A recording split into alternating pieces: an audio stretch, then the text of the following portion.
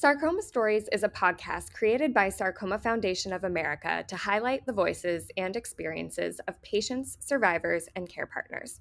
After listening, be sure to join our Sarcoma Stories podcast Facebook group to connect with the community and discuss the episode. Follow us and enable notifications on Apple, Spotify, or your favorite podcast platform so you don't miss new episodes. You can also find all episodes and information on this subtype or your subtype on SFA's website, curesarcoma.org. Links are in this episode's description.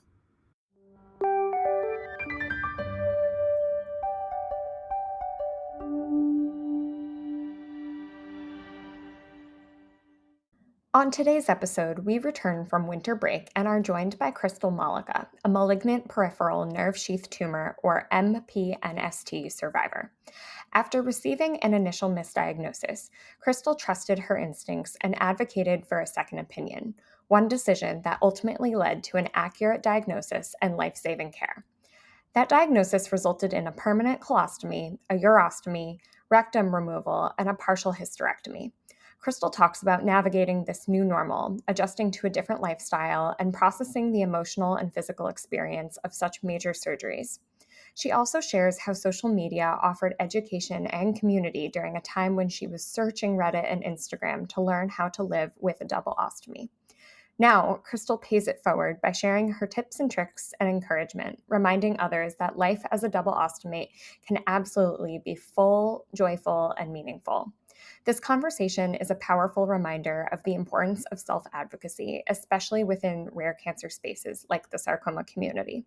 Thank you, Crystal, for your vulnerability, honesty, and commitment to helping others through your story. Let's dive in.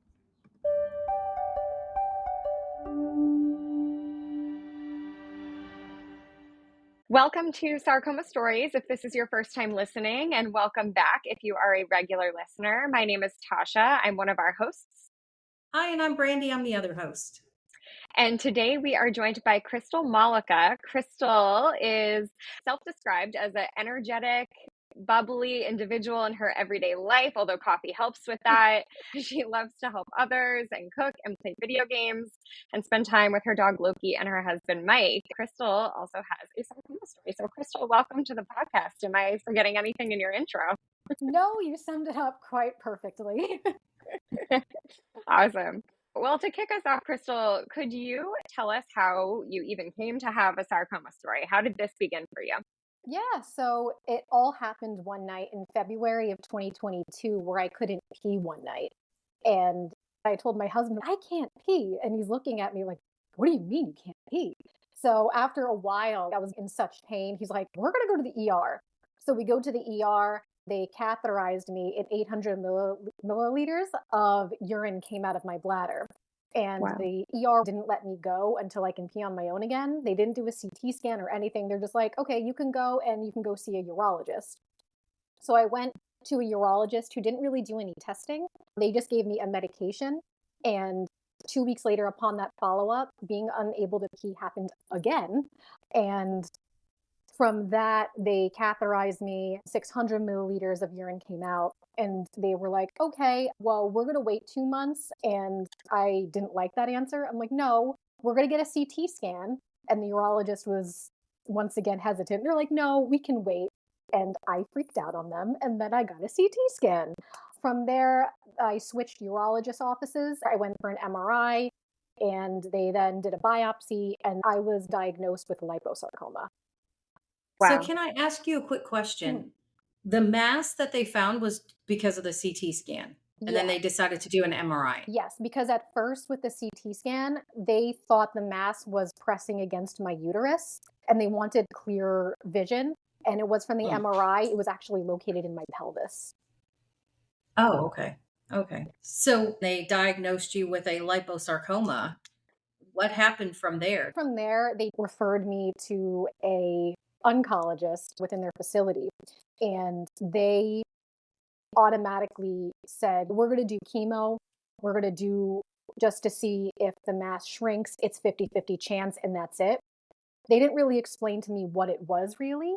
I was doing my own research that was kind of scaring me, but they did say it was a soft tissue type of sarcoma. It was from there, that I went through the chemo. So going through the chemo, he said, we're going to do 3 rounds, 4 days inpatient. And I was only able to do 1.5 rounds of chemo because I was experiencing side effects. And upon the 3rd round, even though they just put the PICC line in me, they wanted to test my urine to make sure there was no more bladder bleeding and to see if the mass shrank.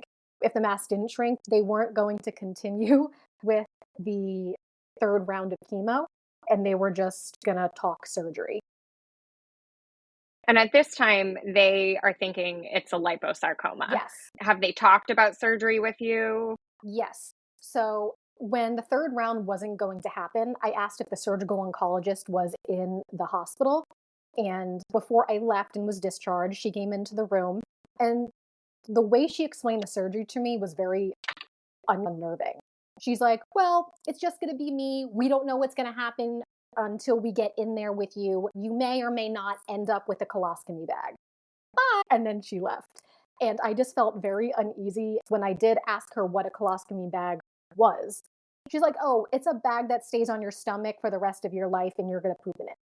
And I didn't know what other question to ask because I was so overcome by it's going to be a bag on my stomach forever. She leaves. And it came to a point where I need more answers. I need to schedule another appointment with her. So at that point, I asked my dad to come with me to this follow-up appointment.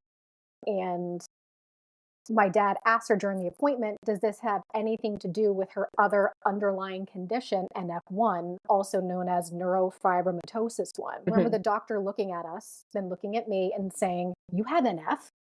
And I looked at her, I'm like, yes, it's in my chart. And I mentioned this before. And then she just walks out of the room. And my dad and I are thinking she's going to come back. She doesn't come back. So my dad steps out and he asks the receptionist, and he's like, hey, is she coming back? We have more questions. Is this done? So she comes back. She's like, okay, I'm going to talk with my team, and that's it. She also mentioned she was going to be the only one doing my surgery, which was also very uneasy for me. And this hospital had a really good reputation. I was comfortable there until family, friends, and even my work colleagues were like, I don't think we don't know until we get in there is the best way to explain a surgery. So that was when I did more research and found a sarcoma specialist who, upon my first meeting with him, was I reviewed your results. I reviewed everything you gave me. You do not have liposarcoma. You have MPNST due to your underlying condition, NF1. For our listeners who aren't familiar, NF1 is a common predeterminant of an MPNST diagnosis. For our listeners also, MPNST is a malignant peripheral nerve sheath tumor. Actually, can I ask you, with the NF1 being a part of your medical history, was anybody monitoring you knowing that NF1 and MPNST are related? No. Because I was diagnosed with NF1 when I was very young, back when I was like 8 years old. And that was, of course, like early 2000s, late 90s. And I was actually talking to my now NF neurology doctor. And she said, yeah, back then there was not a lot of information then. So there was no treatment or no research. But it's totally different today. Like there are so many more cases. So more treatment and doctors and what we have to look for is available. There's more information now. That's interesting. So you see this sarcoma specialist who has now fully understood your chart, your medical history, that you have NF1, and has now re-diagnosed you correctly with MPNST. What's the conversation like from there? He was very informative of what was going to happen. He's like, looking at your chart and the treatment, I do agree that chemo you went through, I would have done the same thing. And he explained more about the next route of surgery. I did find out too, my doctor told me that if you're curious to know the mass size, he told me it was the size of a small cantaloupe. And he doesn't know how long it's been growing in me, because who knows? I mean, I asked him, like, could this have been growing for so many years and I just didn't know? And he said, yeah, possibly. So he told me the mass was the size of a small cantaloupe, which is pretty jarring. That's enormous. And one of the things he said that kind of still gives me chills to this day, he's like, if you moved forward with the surgery at the other facility and then came here, I would not be able to help you. So he then goes into the topic of surgery because I asked, okay, what is that like? He said, looking at everything, looking at your scans, MRI, I still would like to do my own scans and MRI here. But from what I'm seeing, and I'll confirm with other doctors as well that you are going to be meeting with, you are going to have a permanent colostomy, urostomy, partial hysterectomy, just keeping my ovaries. I'm going to have my bladder removed and then a Barbie butt, also known as, and I think I'm pronouncing this correctly, protectomy surgery, where when the rectum is removed, they pretty much sew that area. And then from there, because I'll have that empty space with the uterus and fallopian tubes and everything, they're going to do a stomach flap where they take a part of my abdomen and kind of flip it over to fill in that empty space. Hearing that in an hour meeting was very shocking and jarring, but at the end of the day, I made the decision to switch doctors because even upon my first meeting, he had everything laid out. He's like, we're going to have like 5 to 6 doctors in the room with us who each specialize in what we're going to do. And that's how we're going to move the mass out.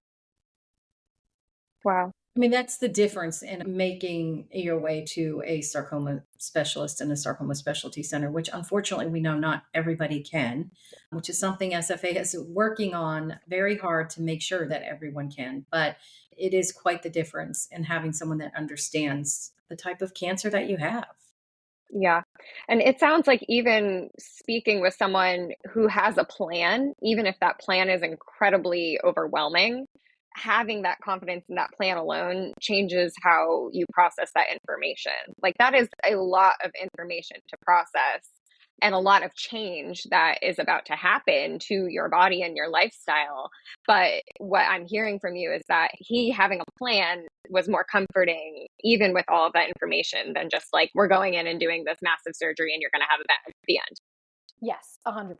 And it was more 100% and what was going to happen instead of like a maybe this will happen, which was I'd rather be told it is going to than a maybe. It allows you time to prepare and exactly. Prepare mentally and everything. And I think that was the best route because even before the surgery, he had me meet with an ostomy nurse as well who gave me bags and says, okay, this is what is going to happen. This is bag changes and everything else. But since I didn't have the ostomies at the time, the whole bag change didn't really click until even like a month after my surgery and everything. And even too, after I was told about the urostomy and colostomy, the first thing I did was research on social media, Instagram, and everything. How are people living today? Is it going to stop me from like doing what I normally do on a day-to-day basis? And that research helped because it showed, okay, I can still live a perfectly normal life. I just go to the bathroom differently than everybody else. Yeah, I had a question about that. Where did you go for information? Like, of course, your team, and this is the beauty of having a multidisciplinary team as well, and you're meeting with these doctors who are helping prepare you, but there is sometimes nothing like the visual of seeing somebody else still lives their life with this thing that is about to happen to me. Where did you go for those resources? Yeah, I went through two. I went to Reddit for the conversation part and then Instagram to view others like me. Those were the 2 top social media platforms that I went to on a daily basis to get that information. It's really interesting. We talk to a lot of people, and this is the first time I've ever heard anyone go Yeah, into Reddit. Yeah. me too. So, what made you think to go to Reddit? There's so much information on Reddit, but what made you think I'm going to go to Reddit? Did you use Reddit a lot before? Not really. I actually remember one of my bosses recommended Reddit because they asked questions on there previously, not anything to do with medical, but just for other stuff in general. And then I decided to see if there was any forums on Reddit of people like me, even with sarcoma. I actually met a pen pal who has sarcoma as well, not the same type as me. But, anytime we were going through treatment, we would ask each other, oh, what is your doctor doing? I'm like, oh, my doctor's doing this, my doctor's doing that. And that was me putting on a post about, hey, does anyone else have what I thought I had at the time, liposarcoma? And we got a conversation going. And then that led to me going on their ostomy forum and asking questions there. Like, what brands do you like? What do you not like? What do you have for me as a starting out ostomate? And we had other people come in through different parts of the country or even in different countries giving me tips there as well. Wow. Well, that's a really good idea. Yeah. Yeah. I'm sitting here thinking like the brands to use, like, I wouldn't, those are things you just don't know till this is presented to you, and you have to look around and say, okay, now what? And there's people having a lived experience. This is one of those overlapping communities with sarcoma and ostomates, where not every ostomate has an ostomy as a result of sarcoma, but it is a surgery that oftentimes is part of treatment. And not only are you learning to manage your sarcoma diagnosis, you're also thrown a completely new lifestyle of having an ostomy bag. So I'm thinking, as you're talking, I'm like, yeah, of course you'd go to Reddit, because where are the other resources available to figure out what you do next? Yes, exactly. And even with Instagram, I would even message some of these people who do have an ostomy and are showing, like, hey, you can live an everyday life with this. Be like, hey, I'm going to be a new ostomate. This is an issue I'm having with one of my bags. Like, what do you recommend? Can you help me? And often, like a lot of times, they would reply back giving me a certain tip or just giving me comfort in the sense of you can still live an everyday life with ostomies. Did you find a difference between the depth of the conversations or the depth of the information between Instagram and Reddit? It seems to me like you might get more, and this is just because I don't get on Reddit very often, but I would assume because of what I do know about Reddit, you could get into more detailed conversations or people end up posting long bits of information. And so I was just wondering if you found that you got more information out of Reddit or more detailed, in depth information through Reddit as opposed to Instagram. Yes, thinking about it now, I got more information through Reddit because on the message boards and the forums, after I posted a question, people would post paragraphs in large detail about that. And it was comforting wherever I was, whether I was still in the hospital recovering or at home trying to figure ostomies out. It was good for me to really sit there, scroll, take in, ask follow up questions if needed. Whereas Instagram, sometimes direct messages can fall through or get forgotten about. Reddit was more personable. Yeah, that's really interesting. Now, being where I am, especially with Reddit, if I'm scrolling through Reddit and there's a question about ostomies or someone, even with MPNST sarcoma, asking for experiences, I can now be that person that helps and hops on there and being like, hey, I've been through the same thing. And it's more of a comforting that I can give back to somebody what somebody gave back to me. Absolutely.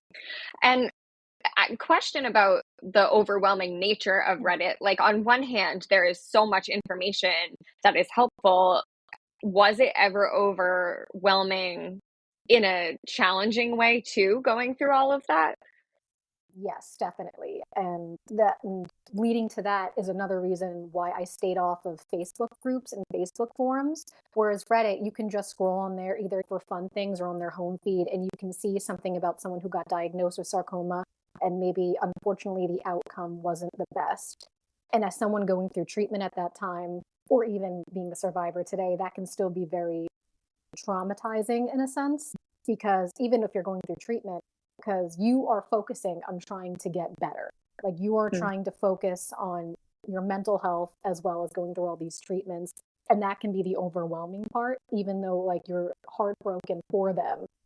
Almost in a way, it's kind of I'm trying to think of the word I'm looking for. Triggering. Yeah, it's triggering in that sense of survivor's guilt. Or it's triggering in the sense, if you're going through treatment, oh my God, is that my end of story?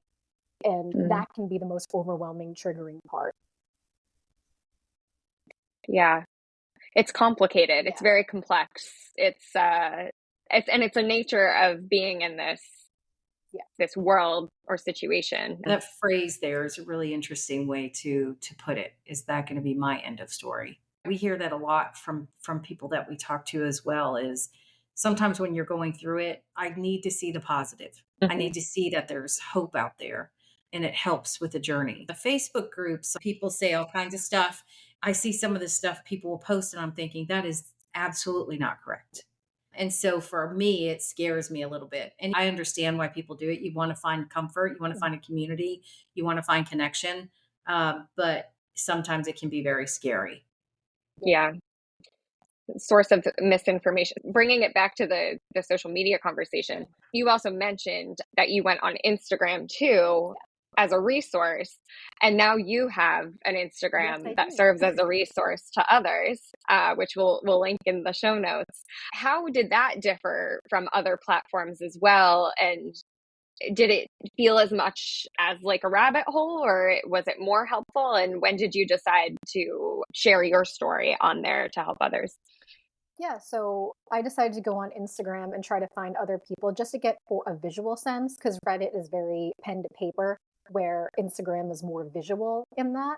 So that's how I kind of dived into that. I researched ostomy, colostomy, urostomy, and a lot of people, even young adults like myself, I'm 33, and but at the time I was 29 going on 30 when I got my ostomies. And just seeing that still being considered a young adult in this age, it's not uncommon. And people get ostomies, of course, as we previously mentioned, through many different ways. And that was a comfort, because sometimes what you see pamphlets for getting an ostomy is people who are a lot older. And it's just like, where are the people more like me? And that's where I went to Instagram, because that's where the more people like me were visually representing themselves with an ostomy. And once I got to the place of confidence with my ostomies and back to my old self, because even after surgery, I was very depressed during that time. Once I was back into my regular rhythm, I wanted to be a representation of that while also being a representation of somebody who has MPNST sarcoma, and try to get awareness out about that as well. It's interesting that you said that you got depressed. I read an article about medical trauma, and we talk internally a lot about mental health and the impact on mental health that comes with a sarcoma diagnosis that does not get enough attention. And our sarcoma patient survey, we're asking a lot of questions about mental health so we can really use that to advocate for more support in that area. What was that experience like for you? Were you offered support through your medical professionals? Did you have to find it on your own? Did you find it on your own, or how did you navigate that? Because there are other people who are listening to this that have gone through that or are going through it right now. Yes. So even upon my first meeting with a sarcoma specialist, when I made the decision I was going to continue with this facility, I immediately asked outright, do you offer therapy, just to try to gear me up for that? And they did. And I did meet with a therapist in the beginning who stayed with me throughout the time of even recovery, like through telemed and any time that I needed her. But there was a difference between my attitude prior to surgery and the mental health, and the depression almost hit after surgery, because I was able to, and the way I tried to prepare myself, but not prepare myself at the same time, was disassociating during that beginning time in my head, saying, you only think about this when you are in the presence of it. Because if you continue to focus on it on your outside doctor office medical life, it can overtake you. But unfortunately, when I was recovering, I had to stay in the hospital for 2 weeks. It was all there. I had to hear other people who maybe had a different diagnosis than me, not particular sarcoma, go through certain things, hear certain conversations in hospitals when I was recovering, not having a lot of family near me because I was out of state for this surgery and everything. It was very overwhelming during that time. The hospital setting is challenging, and I actually don't think this is a conversation with the mental health conversation of how challenging it is to be in that setting and hear other people around you, whether it's a roommate or in the halls, while you're trying to process your own situation. Hearing other people experiencing really hard things around you too has a very significant impact, I think, on your healing process. You're actually, I think, the first guest who's mentioned that part of it too. But I say that because I had that experience as well, where sometimes what my roommates were going through, even if it wasn't a sarcoma diagnosis, was really challenging to hear and still focus on my own health while also processing what just happened and what's about to continue to happen. And you mentioned it was all right there for you. And I have to wonder too, you mentioned like, I'll only think about this when it's in front of me. When you leave the hospital, how were you still able to separate that, or now you have a double ostomy? Was it then in front of you for every other part of your life too? Yeah, after leaving the hospital, that mentality almost left because the recovery, I'm not going to lie, was horrific Hmm. because it was not only still having to learn about how to change the bags, how to get the correct products for me, it was also about healing, coming to the realization that I will never be able to have kids on my own. I could barely walk. I had to use a walker for at least a good month before I had to be like, okay, let me try walking on my own. And at the time, my in laws who are retired were taking care of me because my husband had to work. So Hmm. I was staying with them. So I was always going like up and down the hallway and everything else, like trying to learn how to walk again. My husband, of course, was there as much as he could be, but we also had an apartment that he had to go check on, take care of, would come visit me, and of course, stay throughout the weekends and visit like every other night during Monday through Friday and be a supportive there to me. I wanted him there, but I understood that he had to take care of the other things to prepare when I was able to come back. And it was overwhelming because I was super tired all the time. I was bored. And especially with the Barbie butt surgery, protectomy surgery, I was told by my doctor I couldn't sit up. I couldn't be at a 90-degree angle. I only had to be at a 40-degree angle at most to not put pressure on the incisions on the bottom for the dissolvable stitches. And the worst part of it was leading up to the beginning of December, the stitches came undone, like Oh no. the dissolvable stitches. So I had to go Oh, back to the hospital, get nylon stitches, and start the process of not sitting all over again. And that was oh, like, total of me not sitting was a good 12 weeks. And then learning how to sit again. It was What? not fun. And there was like other factors in there too. The good thing is I had my dog, like me and my husband's dog Loki 24/7. That dog did not let anybody near me while I was trying to oh. recover. That's very sweet. They always know. The They do. dogs, they always know. But that's so much to go through to process. And I'm glad we're having this conversation because there's so much more to ostomies than just the ostomy. Yeah. And the recovery, like you're saying, is to be a 29-year-old and not be able to sit for 12 weeks and learn how to walk again and be in an age where people around you are starting a family and you are reconciling not doing that with your own body. There's so much to process that we gloss over depression. Like, I would be worried if someone wasn't experiencing some sort of mental health effect after all of this, but we tend to gloss over it. And it's so important to highlight that part of it because that's just so much change. That's the definition of trauma, is you're really not supposed to experience that much change in that period of time, but here you are. So it would be surprising to me if depression wasn't a part of the conversation, and thus surprising that it isn't a part of the conversation as much because it's more common and more normal, I think, and should be more normalized than it is. Yes. And then in between this too, my husband was my fiance at the time. We were supposed to have a wedding a little bit after my recovery. And in April, we had a down payment. I had my dress and everything. In like 2023 was our wedding. And my husband's like, because I didn't have any of my hair due to the chemo. He's like, I know you're going to want your hair down. We can either like, let's just get married now, courthouse it. And I'm just like, do you still want to be with me because of the cancer and everything? He's like, I love you. Stop. I'm not going anywhere. So we ended up getting married in our friend's kitchen with pancakes and vodka shots, like before my surgery. So Oh, I yeah, love the vodka yeah, shots. That's Love it. amazing. yeah. This happened before my surgery and everything because he's like, I want to marry you. Let's get this done. So we went to our friend's house. Our dog was there. We had vodka shots, pancakes, and then we got married. So because our friend was ordained, so he signed the marriage license and everything, and my best friend was our witness. So that was, at least that's like a good memory. But Yeah. Yeah. it's also like my You wedding have, dress is hanging in my closet, and I'm just like, I'll never get, maybe one day I'll use it, but I'm just like, you're there staring me in the face. You have had one challenge after another. Yes. And from getting like misdiagnosed to diagnosed to surgery to recovery, it all happened within 8 months, starting in February and then ending with the surgery in October, all in 2022, including like the chemo and everything and the recovery. And yeah, the recovery was the worst part of it.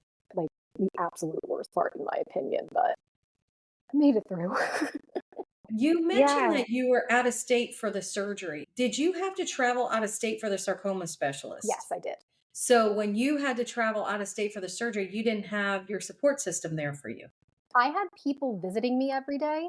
Like, at least everyone would trade off, would come to visit me. This way I would have somebody there every day. But I was so tired just from exhaustion from the surgery itself. And I had so many wires like hooked up to me and the pain and pain medication that sometimes, and especially the pain medication I was on, I will not lie, I was hallucinating a little bit.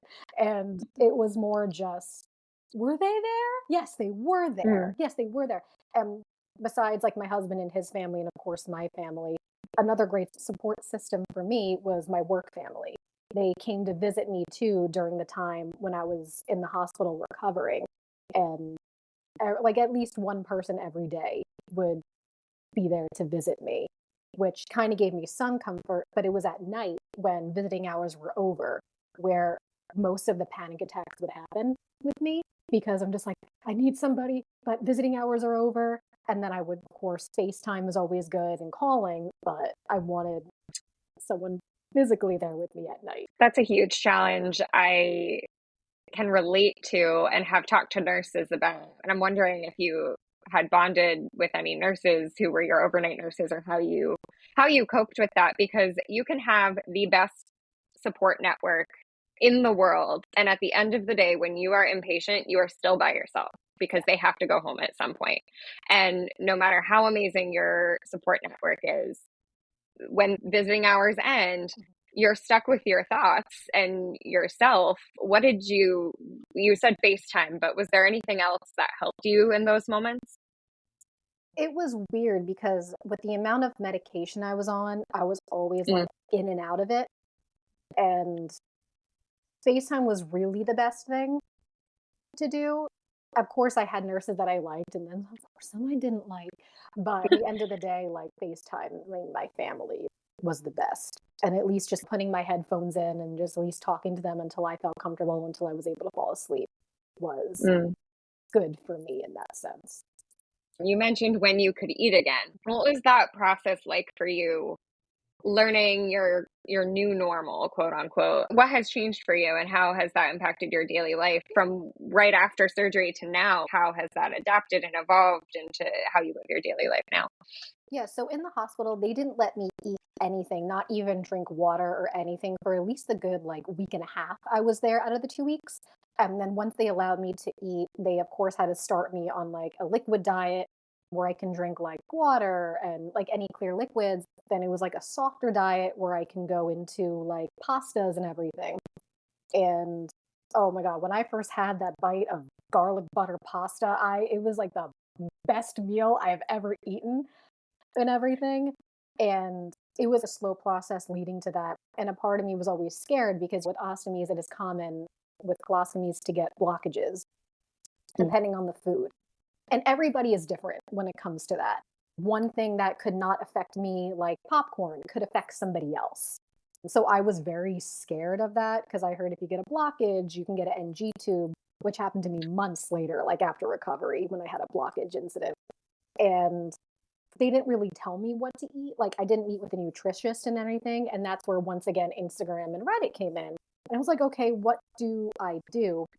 And I was at least eating pasta for a good week and a half once I was even out of the hospital. And then I slowly introduced meats. I slowly introduced fish just to see how my body would react to that.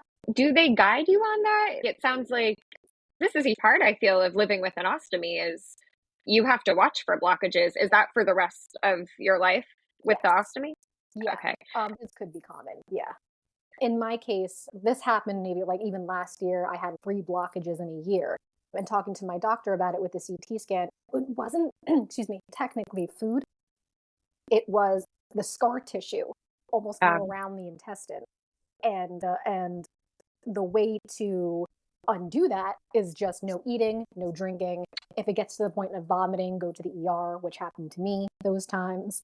So I've been trying to stay hydrated. I at least drink 64 ounces of water a day to try to prevent that because that could help. The doctor said, it depends, but it's been working for me because I have not had a blockage in almost a year, knock on wood. That was the one thing I was terrified of, was to be back in the hospital for another period of time. It's so interesting because it's such a big part of living with an ostomy. And so for me, as someone who doesn't live with an ostomy, I'm imagining like your doctor's like, okay, here's the things you do, but it sounds like it's a lot of trial and error and a lot of peer-to-peer support, figuring out, okay, what does work for me and how do I do this to get from that immediate place right after your surgery where it's incredibly overwhelming to now where you're living your life as normal as possible, but it's still something you have to think about. It's something that has changed for you in your lifestyle. And it's surprising to think that there's not much guidance on that. And you really are looking to your community for that.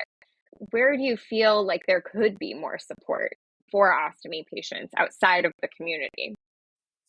I feel like just in general, I think more support groups to people's age groups is really important. I feel like more in-person support groups really need to be more common rather than just scarce and sparse, like in that kind of way. It would have really helped me, especially in the beginning where I was having bad weeks when I was home recovering almost like every night. And the depression of that, I just wanted to sleep, but my urostomy is leaking or my colostomy keeps getting detached from me. Having those support groups would have been more helpful to me, or better access to getting started with supplies, even because even that was a challenge. You find yourself sort of in two categories. You have your doctors, your ostomy, but you also have your sarcoma doctors. And how do the two connect? Do they communicate? You've had the surgery, you're recovering from that, you're dealing with a new normal. Where are you now also with your sarcoma journey? So, with my ostomy and my doctors, thankfully, they're all under one hub. So, it's all under one facility, which is good. So, even when it comes to my chart and everything is seen there through my doctors. In the case, too, with my ostomy nurse, if I had an issue, she would immediately message my sarcoma doctor, being like, hey, this is happening. You need to jump in and figure this out now, type deal. So that was the one great thing. It was all under one hub, and I didn't need to play telephone with 9 million different doctors. They can just do it themselves. And today I am still, thankfully, cancer free. I have been going through scans every 3 to 4 months, MRI on like the pelvic area. And then I know with MPNST sarcoma, sometimes it can also appear in the lungs. So then I get a CT scan in the lungs every 3 to 4 months as well. And so we're at the monitoring stage right now. But currently, due to my NF, my doctor wants me to meet with NF doctors within the hub of the facility. This way, they can just try to keep an eye on that and just where I'm at with NF. Is it more mild? Is there going to be anything we have to look out for in the future? So I've been going through a lot of different tests through that right now. And where do you find yourself in terms of your community when you're getting people who reach out to you through social media, or you're having conversations and you're giving information? Do you find that it's a lot of patients like you that have MPNST or people who have been diagnosed with sarcoma? I've been getting more in the ostomy space, though I do welcome anyone who does have MPNST sarcoma or sarcoma in general to reach out to me just to have someone to relate to. Because that was the toughest thing for me, is trying to find somebody with my type of sarcoma who can relate to me. More ostomy messages I'm getting rather than sarcoma cancer type. It's interesting you are in this world where you have a cancer diagnosis and you're still having to go through that and get your scans and things, but you also have this other world. You're learning two new normals. Yes. And especially with the ostomy, I was under so much pain medication recovering in the hospital. When the ostomy nurse at the hospital came in to teach me, I was like under so much pain medication, I couldn't really pay attention, or I would forget later on what to do. And the nurse has, of course, so many other patients to see besides me. And of course, they weren't maybe as gentle as they would be if they had the time to teach me and everything else. So even recovery when I was home, I was struggling. I didn't really know what to do that much. I focused on even YouTube. I went on being like, ostomy bag change. And there would be people there Wow. giving their different types of routine, but I had to go on 2 different videos because I had 2. I had a urostomy and a colostomy. So even on my Instagram page, I try to show how to do bag changes with 2 ostomies, or even try to show how it can even be faster, or don't even stress. The first time for maybe a few months, it took me an hour and a half to do both bags. Now it takes me 10 to 15 minutes. What I wish was told to me is, yes, for the first few months with your ostomies, it's going to take a while for you to get a routine. But once you do, you'll be in and out of the bathroom in like 10 to 15 minutes. We don't always think about quality of life factors. And I've heard you say several times throughout this conversation that the recovery was horrible. I think that's the exact word you Yeah. used. The recovery was horrible. And did you have that conversation of quality of life conversations with your medical team as you were going into the surgery and after? One of the things I felt was I was taken care of greatly for my treatment and surgery, but the problem was after fact. I was pretty much cancer free after the surgery. So trying to get sometimes certain answers from doctors or trying to get in touch with them, it was harder because she's done. We did what we had to do. We did the surgery. We're of course going to be there for follow-ups and everything else. But I feel like even after surgery, I was better. That was very diminishing. And even when I was recovering still, I actually had to use the phrase, this is affecting my quality of life. I need a resolution. And using that phrase to doctors was like, okay, we'll be on that now. Because I actually had to use that with I was having a skin issue around my ostomy, and I kept on mentioning this to the doctor. My ostomy nurse did. And it wasn't until I said in a message to him, this is affecting my quality of life, was when, okay, this is important now. Let's get this fixed. Let's get her meet with a dermatologist. And even during recovery too, I still had to go home with 2 JP drains. One was really bothering me.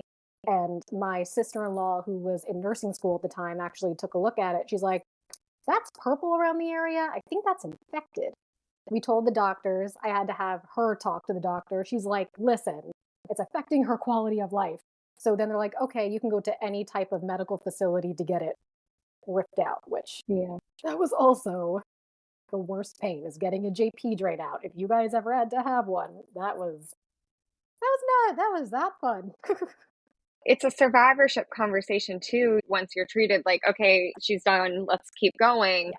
I've heard people say after treatment ends, there's a drop off of support, and it's a natural drop off because yes, your appointments are going to start to be spaced out, but that drop off, there's still a lot of care that's necessary in that time. And I think that this is a conversation to support survivors or people entering that phase of their sarcoma timeline and journey, that there's still care that is needed in that time, especially when you have additional challenges on top of finishing treatment. And not only that, like even from talking from the first appointment till surgery, it was always consistent communication. And then after surgery, to have that communication fall off can be very confusing and can be very out of left field. So we're consistent talking to me all throughout this time. And all of a sudden, because yes, I'm recovering, I'm still having to be watched and I'm better, it kind of falls off. And you have to get used to that as well, that you're not like a high case profile priority anymore. You're more like down here. As of course, to somebody who is going through treatment, could be any type of situation who then gets switched out with you, if that kind of makes sense. Well, it's interesting. It's kind of like you're being ghosted. Yes. But I mean, medically ghosted. Yes. Right.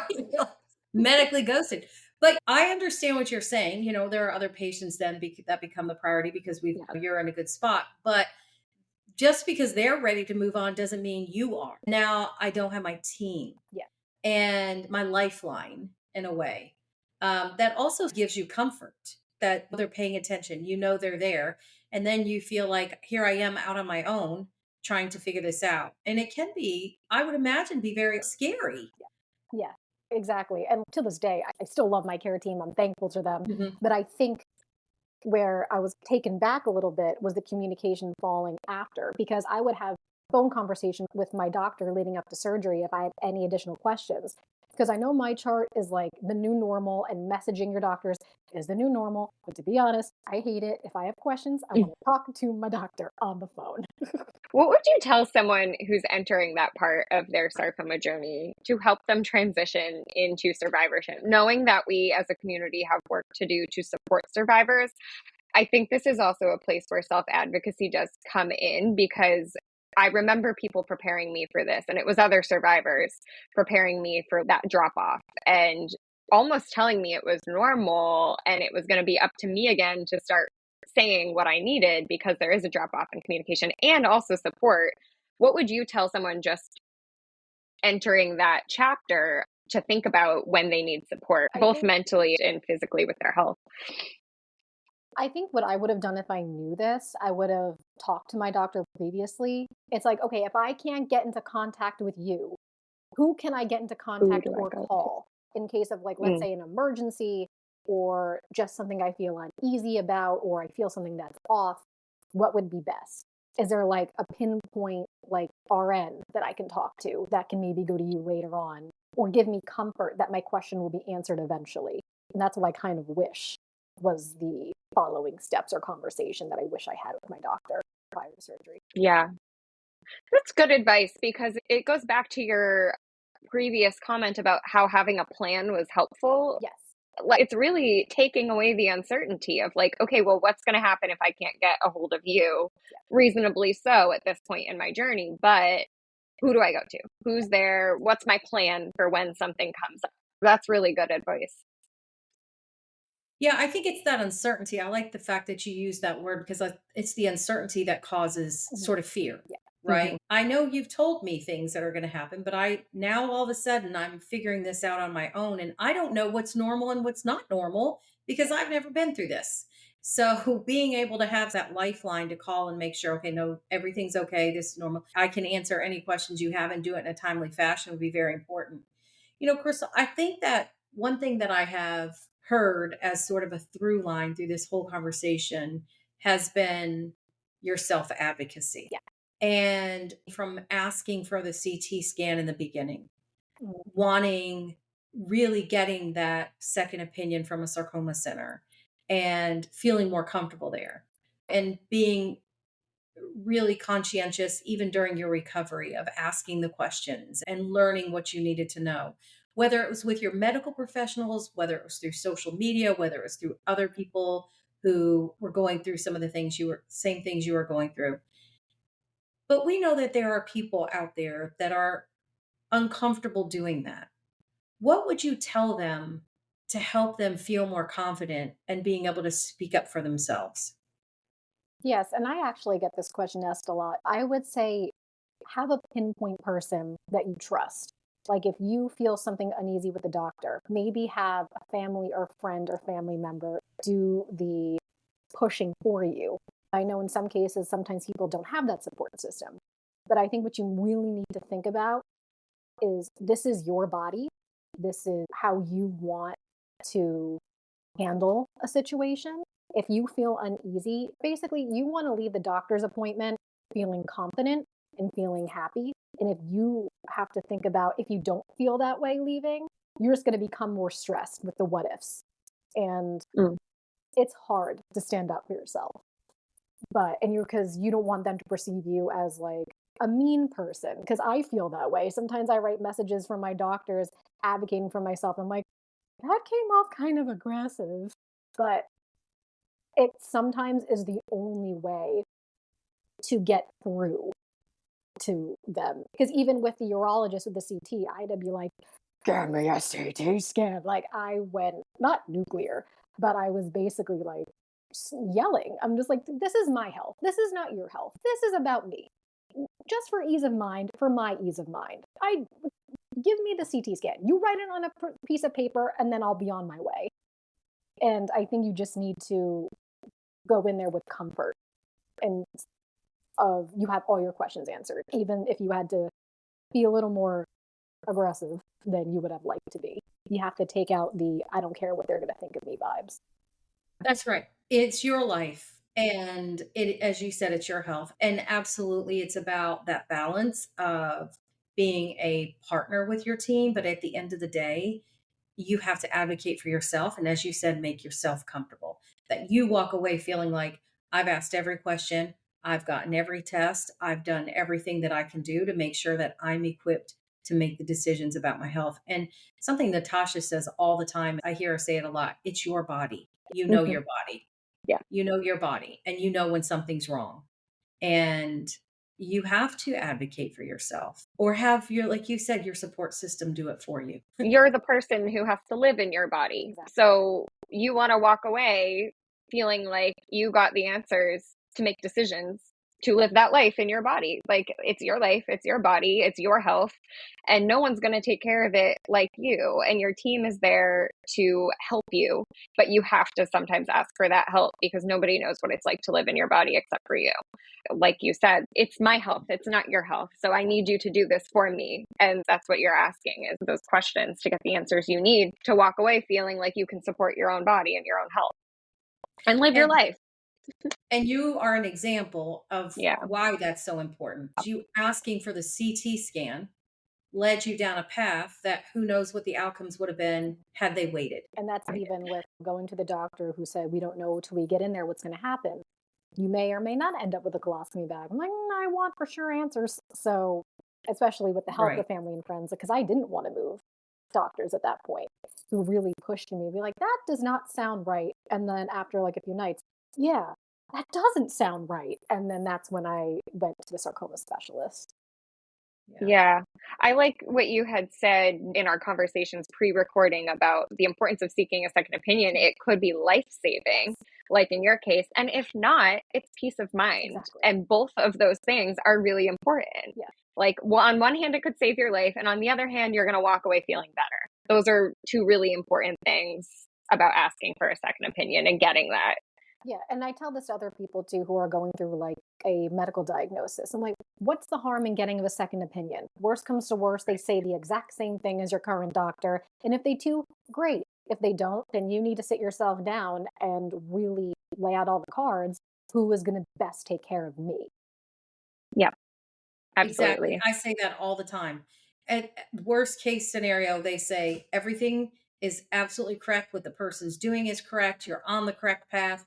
Okay, then that gives you peace of mind to know that you are doing the right thing. But now you don't have to second guess and now you don't have to worry. It can't hurt to Exactly. do Right. that. It can't hurt. And then, as Yep. you said, if they say, okay, well, maybe there's other options, well, good. Now you have more information to make it a more informed choice about how you want to proceed forward. So to me, it's a win-win. Yeah. Yeah. What do you wish you knew before going into your ostomy surgery that you'd want to share with someone who's about to go into it? I would definitely say after your surgery is complete, because even with an ostomy with your stoma is swollen for the first like 8 weeks and it won't go down to normal size till then. What I recommend is calling every single ostomy company out there, asking for samples. This way Mm. you can test and try from different brands because one brand might irritate your skin. You don't like the other brand's bag, or this product like didn't feel comfortable to you. So I would say at first get a list of all the ostomy brands out there, start calling for samples. This way, samples, when you're finally home, they're there for you to try. And of course, a lot of these ostomy companies have an ostomy nurse within their building who will give you a call, talk to you, like what type of ostomy? Is your ostomy more sticking out or more pushed in? So they can get a bunch of samples to be delivered to you at that time. That's really good advice. And then if there was a message that you just wanted to share with listeners, anyone, sarcoma journey, ostomy journey, whatever it may be, what would your message be to them? I would say in the sarcoma journey realm, really try to get a second opinion if you can. And I know, like Randy said, not everybody has access to see a sarcoma specialist, but even if it's just another doctor in general, just see somebody, or maybe, who knows, another doctor who maybe doesn't specialize in sarcoma could have a connection to somebody who does, who can lead the way in the treatment. Second, opinions aren't a bad thing. Heck, if you even feel uncomfortable, go for a third opinion. Once again, I know that's easier said than done, and we all have different responsibilities, but in the end of the day, it's your health. You want to be with the best care team that's going to be there for you. So I recommend definitely that second opinion if possible. And as for ostomy, is don't rush your recovery. If you see somebody online that you feel like all has it together, I guarantee you in the beginning they didn't. And it took them a long time to get to where they are today. Never feel rushed on your progress with recovery. It's a good reminder to everybody. Social media, just a little piece of the picture of what you're seeing. But speaking of that, you are so knowledgeable, and I'm sure after this episode, there are people who are going to want to connect with you and learn more. Where can they do that? Yes, so you can follow me on my Instagram page at double ostomy gal. So it's at double.ostomy.gal, GAL. My messages are always open. If for some reason I don't see it right away, it probably fell into my requests. I do check those regularly, so I promise to respond when I can. Yeah, we'll link that in the show notes, as well as other resources. There's always great things to check out there relative to the conversation, so be sure to check that out. Thank you for sharing everything you've shared today. It's always a pleasure to speak with you, and you, like Brandy said, are just such an example of self-advocacy and educating yourself and knowing what to ask to support your journey. And it's just great to share that with others. So I know people will learn so much and feel supported by you. So thank you so much for joining us. Thank you for and having sharing me. your story. SFA created Sarcoma Stories to highlight the individual stories of sarcoma patients, survivors, and care partners.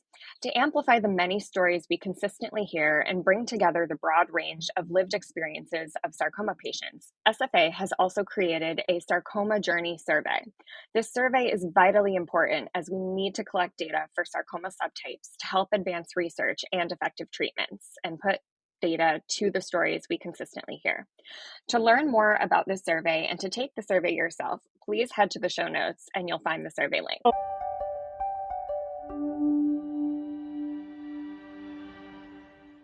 Thanks for joining us today. Did this episode resonate with you? You can join the discussion about this episode in our Sarcoma Stories Facebook group, linked in the show notes.